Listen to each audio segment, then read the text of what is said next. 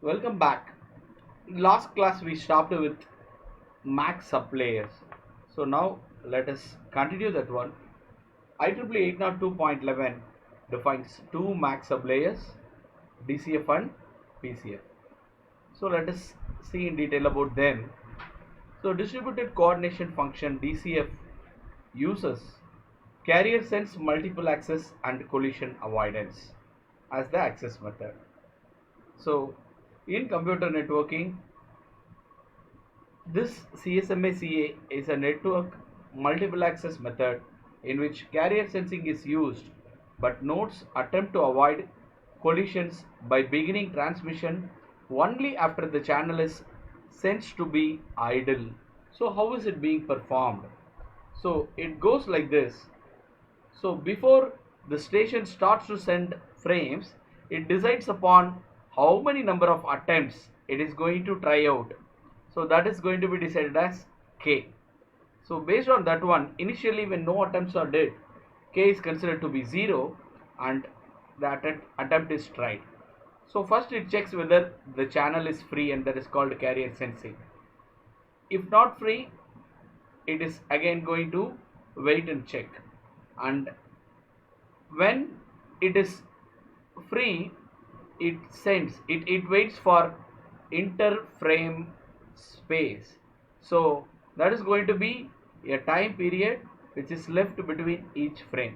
So after waiting for interframe space, it is going to create a contention window, and that's based on a random number r between 0 and 2 power k minus 1, and based on that r it uses the rth slot as the contention window, and after that it sends RTS, that is request to send frame. So after sending RTS, it sets a timer and waits for interframe space, and until that one it goes on waits, and if the timer is out, then if the timer is out, it is going to go back and increase k by 1. That is going to be the limit. So that k is increased, and it is checked with the number of times reattempts it is allowed, and it is going to wait for tb seconds, and it is going to again continue whether the channel is free. And in case no, if a clear to send is received within the timeout time, then it means that the channel is free within a particular amount of time.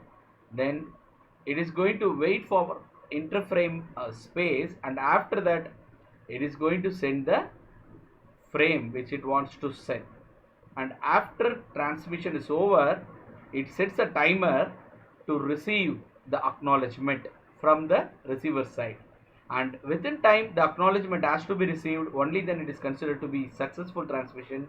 Otherwise it is false.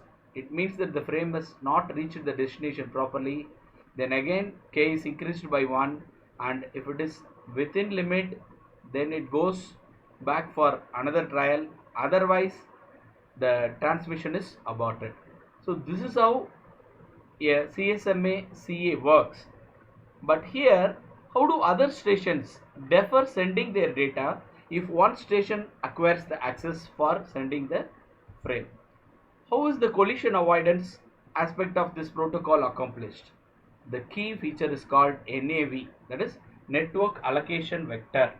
So we'll see about this in detail in forthcoming slides.